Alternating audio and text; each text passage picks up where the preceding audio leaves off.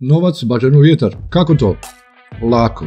Samo treba svake godine uložiti trilijone dolara poreznih obveznika u takozvanu energetsku nezavisnost. Odnosno, u alternativnu energiju.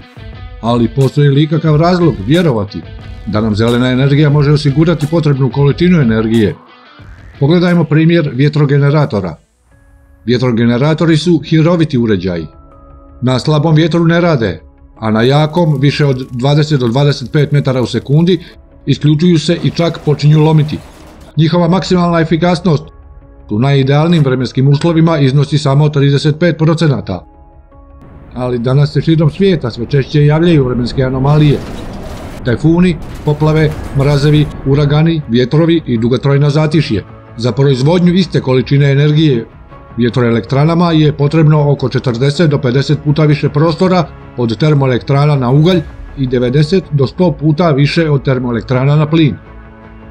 Ovim tempom nećemo imati dovoljno slobodnih teritorija da pokrijemo potrebe čovječanstva za strujom, a koliko vam tek stubova i žica treba. Uostalom, vjetro i solarni generatori se po pravilu grade na velikoj udaljenosti od naselja, pa je potrebno izgraditi oko 400.000 km visokonaponskih dalekovoda za prijenos električne energije koje generiraju gradove.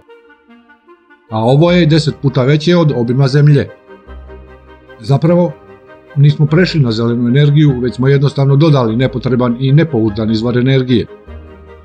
Istovremeno, računi za komunaliju su se samo povećali. Šta se dešava?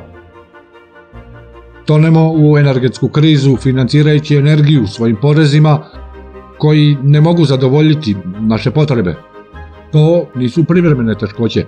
Uništavamo postojeći stabilan sistem snabdijevanja energijom.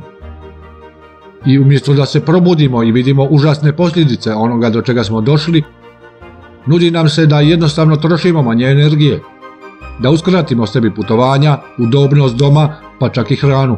Možda nam je lakše da se odmah preselimo u pećinu, ili još bolje da odmah odemo u grob kako ne bismo proizvodili višak CO2. Sposobnost našeg društva da opstane neraskidivo je povezana sa stabilnim snabdijevanjem energijom. Ali sve dok je ovo područje u privatnom vlasništvu i od njega se može zaraditi novac, ne može služiti nama ljudima. Resursi su vlasništvo društva. Energija bi trebala biti dostupna svima u neograničenim količinama. Besplatna energija znači slobodne ljude. Kako izaći iz energetske krize? Možete saznati ako pogledate Međunarodni forum Globalna kriza. Naš spas je u jedinstvu.